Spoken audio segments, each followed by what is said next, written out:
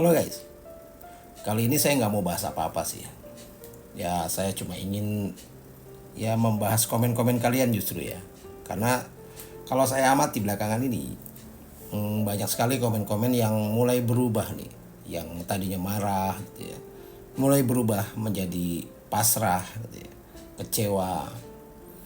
Bahkan banyak yang akhirnya menjadi apatis dengan kondisi negara kita.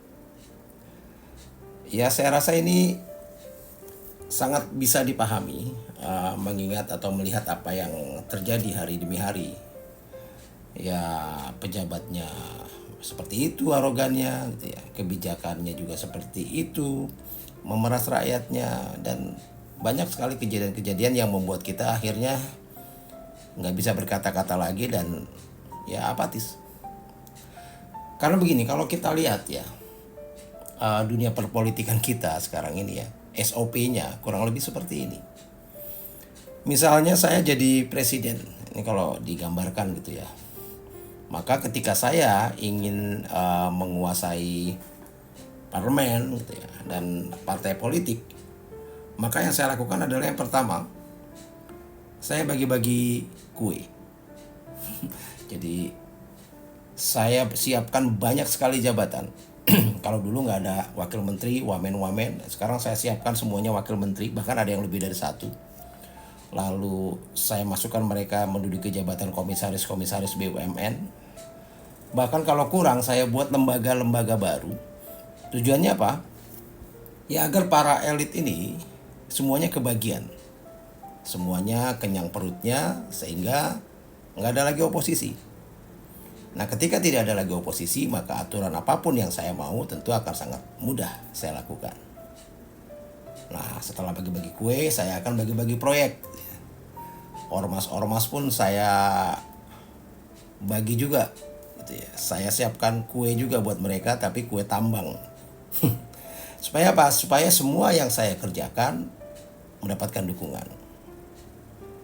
Lalu misalnya saya ingin ada undang-undang atau aturan yang saya ingin DPR menggolkan, maka supaya mudah saya akan lakukan, yaitu saya naikkan gajinya, saya naikkan tunjangannya. Nah untuk MK pun sama. Ketika ada sesuatu aturan yang ingin saya inginkan MK mengetoknya, maka saya naikkan hakimnya, gaji-gaji hakimnya. Nah, kalau untuk rakyat ini sangat mudah ya. Rakyat ini kan cuma senang pencitraan. Jadi ya saya siapkan kata-kata indah, patriotis, heroik ya.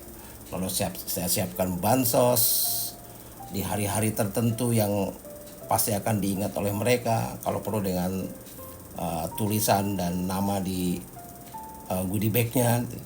Lalu saya siapkan media sosial. Saya harus kuasai media sosial. Maka saya siapkan tim buzzer yang menguasai media sosial agar framing-framingnya sesuai dengan apa yang saya inginkan.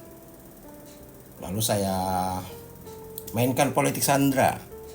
Jadi saya gunakan intelijen ya, lalu data-data sehingga ini bisa saya gunakan untuk menekan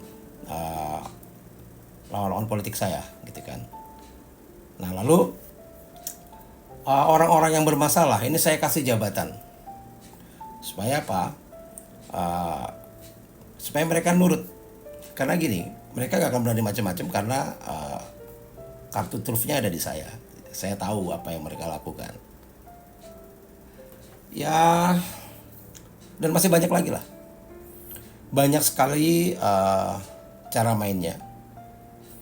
Jadi kalau menurut saya, saat ini yang harus kita cermati adalah bukan cara mainnya, tapi kemana arah bolanya. Salam.